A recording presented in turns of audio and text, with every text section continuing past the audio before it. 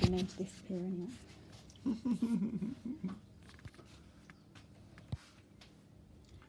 Good evening and welcome to Fleece TV. Tonight's episode might be called A Load of Bells. We'll come to that in a moment. But a little later on we're going to be joined by Mohsen Amini, a very good friend and regular here at the Fleece, and a fantastical musician, described by BBC Radio 2 Folk Awards as a force of nature, but we'll come back to that. So this bell here might be recognised in a certain photograph, which is Lola being presented with said bell back in the day by a number of bods, including Normabet's dad, which is how we got to get hold of the photograph. But if you know anything about it, what it was for, what it was presented for, we'd love to hear. We dearly would. So I've given it a little tiny polish, but it's nowhere near as sparkly as it on that picture.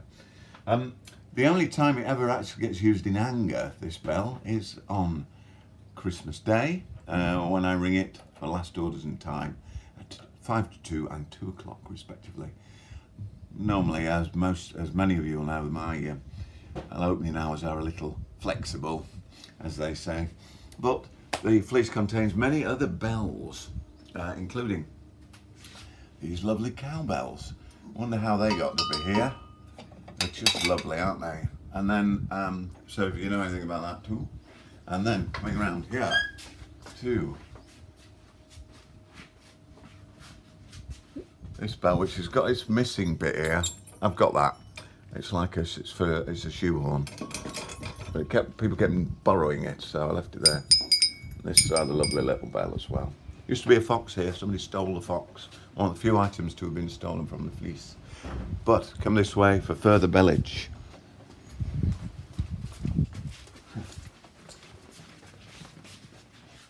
Yes, that worked well, didn't it? So here we have an almost complete set of handbells. Now, you might think these were here forever, but 'tis not the case. Even though these beautiful handmade nails were here and have been here forever, these bells were given to me by one of our TR register chaps who was clearing out his mum's loft after she passed away. And they've been hung there for, I don't know how many years, 10, 12 years. They do get used in anger at Christmas. On Boxing Day we use those to make an absolute clatter when we're doing our Christmas carol singing at approximately 1 in the afternoon till 3 in the afternoon. Anyway, enough of that load of bells. We're gonna have now, we're gonna go to the chat I had actually yesterday afternoon with Mohsen Amini. So, welcome, and I'm joined today by my friend and fellow appreciator of the joys of Scotch whisky, Mr. Mohsen Amini, multi-award-winning musicianer and frequent, I'd like him to be more frequent, but a regular visitor to the Fleece to play in our barn over the years. Welcome, Mohsen, welcome to you. Hey, Nigel, how are you getting on? I'm all right, thank you, I'm all right. How's yourself? Yeah. Oh, keeping well, always keeping well. Missing the Fleece as always, but have to get through it. I tell you what, your COVID hairdo is a lot better than mine is, to be fair. Try my best. We're working on that fade. I tried. I honestly sat because I'm like so scared. I went to the same person for years, cuts my hair, and then my brother said my brother doesn't care. He doesn't care about his hair. His hair is mentally well. It was like, you can try it out on me, and then you can try it on yourself. And I sat with him for hours and hours, and I had mirrors and lights and all sorts looking around trying to get it right. So like the front's good, but if you look at the back, it's absolutely horrendous. Brilliant. Yeah, I'm going to get my daughter to cut mine, but she's got really long arms. If anybody asks, you know. Yeah, I know. Yeah, sitting with the scissors and utensils like that. So tell me, what have you been up to since these last 10, 12 weeks? How have you been filling your time? Well, we kind of like. I think I was talking to people about this, and it's like I think everybody in the whole industry wanted to like learn how to record, and as soon as it happened, everyone was like buying microphones and interfaces and speakers and all the rest of it. And I'm not one to miss out on a trend, so I was I was straight in, and just I've honestly just been learning to record. I've been like spending like hours and days making videos that last like 20 seconds and that like might give someone a bit of happiness for about 4 minutes or like 3 seconds or whatever. But I sat it was my birthday like a week ago, and I kid you not, I sat for 14 hours doing a video, cutting myself out 30 different times, just saying happy birthday like that. So my time is, I mean, I would like to say it's productive, but I'm wasting a lot of time. Have you been doing some stuff with the guys from Talisk and from Imar? Yeah, so we're due. We're like massively overdue to bring out an album with Emar and Talisk. So we kind of at the start we were like, we've got time off, let's just enjoy this time off and not need to think about anything. And then the time off became months and months. And then Adam Rhodes from Emar, the bouzouki player, he just sent us in a recording and he was like, "Do you fancy doing this track?" And then just sent us all these parts made up. And we were like, "Yeah, sounds great." So we went and sent our parts over to him. He made our video up and we put it online. But we've been like, so we're kind of like, we're trying to embrace the idea of like doing it cross country recording. But it's a bit harder to do it with Emar. Could we go off the total feel of like what we're doing, and we're like our set's not made properly unless we've made fun of every single person in it about 20 times over and put us into like crippling self-consciousness. And so I mean, we've tried a little bit. So what we've been doing really is just composing loads and loads and loads. So then when we get out, we'll just go to a studio and just blast through it and try and get albums done with both the bands. So it's slowly working, but we've been trying to make a little bit of headway, but not as much as we'd like to make. So as soon as this is over, albums will be coming. Brilliant. Well, I hope you'll be able to come and play some of the new stuff that you're going to be putting together. Can I just cast your mind back to the Radio 2 Folk Awards when you won the Musician of the Year? Yeah. What was that actually like? I mean, it's a bit mental, isn't it? Because I was like, I think in that, because I'd been nominated the year before, and I was like, this is a great nomination. This is like a massive novelty. I can't believe this, but I was like, this is nice to put up nominated. And then the next year it was like Tim Eady and Martin Simpson and all the rest of it. I was like, how am I going to match up to these guys? These are like the top dogs. And for some reason or fluke, or like it might have been the incredible donation I gave to the Radio 2 Folk Awards that might have done it for me. always helps, that sort of thing. I know, it does help. But no, it was absolutely mental. I was in total shock, and I couldn't believe it. Do you know what I mean? I honestly, like, people say, "Oh, I couldn't believe it. It was such an honour." It actually was, and I couldn't believe my luck. And I do put it down to luck. I think it was luck of the draw. But no, it was amazing, unbelievable, and like it's helped me massively going around the place and doing things, and it actually like if you go down to it, it does give me a lot of confidence to be like, what I'm doing is right, and you are going in the right direction, because you know how like you bring out something, you're like, I don't know if someone's going to like it, I don't know if people will just be nice. So it kind of gave me that boost of being like, it's not all that bad. There must be at least one track that someone likes. I'd say it was pretty damn fine, certainly. Yeah. And I mean, you've certainly set the place alive when you've played down here at the Fleece, which is not the best thing for a thatched roof. No, you're not wrong. Although we were just saying before, weren't we, that I don't always remember every time you visit due to the fact that we do get involved with the Scotch bottle, don't we? We do enjoy it. We do utilise the daughter's long arms and go right to the top. Yeah, right to the top. Yeah. No. Just looking forward in terms of gigging and stuff. Is there any? Do you think there's any? What's the possibilities of anything happening? Maybe outside or anything like that? Do you see anything? Well, there's a band we're friends with over in Ireland, and they're doing like drive-in gigs and you can like they set up a stage, and then you take your car there and you tune into it on the radio, and there's also speakers playing, so the people right at the back can still hear it, and people at the front can hear the normal speakers. The stuff like that, that's a great thing, but it's a novelty, and that will wear off, I think, pretty soon. Do you know what I mean? It's great for the start, but I think Wickham's still held on, and they're still planning to go ahead. So if they can make yeah, they are, yeah. So get on that.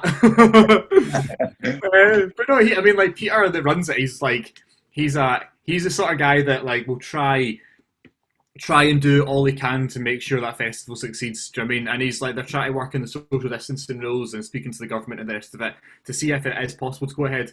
So if that goes ahead, that'll be a bit of a beacon of light for everyone else to do something maybe.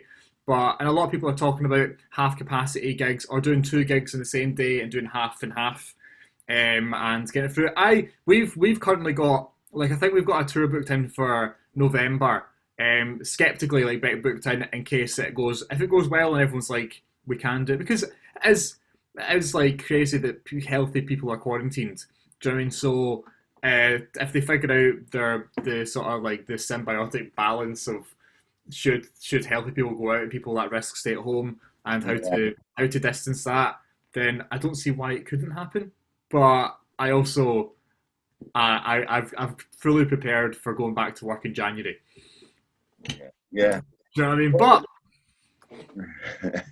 yeah, it'll come, I think, won't it? And only by sort of gentle steps forward, probably. But I really look forward to seeing you guys here again. Really, really soon. And I'll get some extra special stuff in, I think. We're getting the Hartlepool lockdown of ale. Yeah.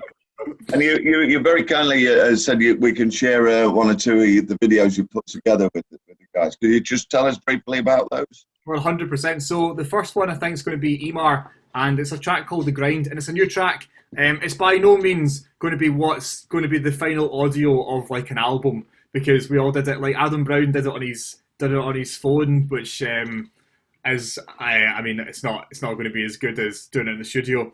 A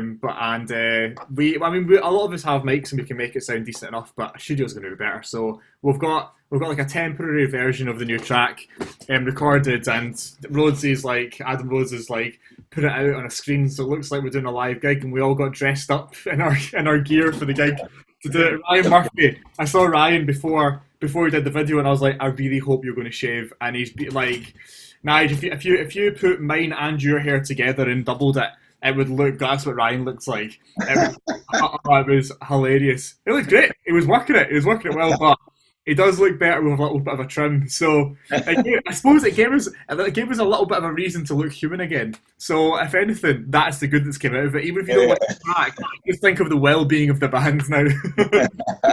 And then I've got Talisk. We've just been we've got some new stuff coming, but for this one we've just put we have our track Echoes, the one that goes as our track. It's the Mignon for Emar, and Talisk is Echo. So we just got together, and a few people have been wanting a live gig, so we're slowly making an online collab live gig. But it takes so long to get through it and make the audio sound good. So we've got Echo from Talisk, and then The Grind from Emar. That's brilliant. Well, thank you very much. It's an absolute joy and pleasure to speak with you as always. I know, it's great. I'm looking forward to just talking to someone different than my mum and dad. All right, well, we'll catch you later, and thanks again. Thanks. No more, night. We'll see you soon. Yes. Our thanks to Mohsen there for joining us from the very fine city of Glasgow. And when Mohsen comes down to the Fleece, or at one of the festivals that we're at, we do enjoy a dram, so I'm going to pour myself a little glass of the finest Lagavulin. Cheers, Mohsen. Anyway, it's time for Julian's joke. Hello. It's a sad day today. My overweight parrot died. However, it's a huge weight off my shoulders.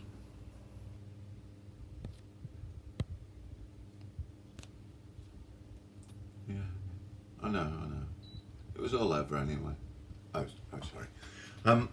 So, thank you very much, and as ring the bell on tonight's Fleece TV, we're going to leave you with something that Mohsen sent through, a Zoom rendition of a track called Echo that they've recorded, so which will be fantastical to watch. But from me, good night from Fleece TV. Cheers. Cheers.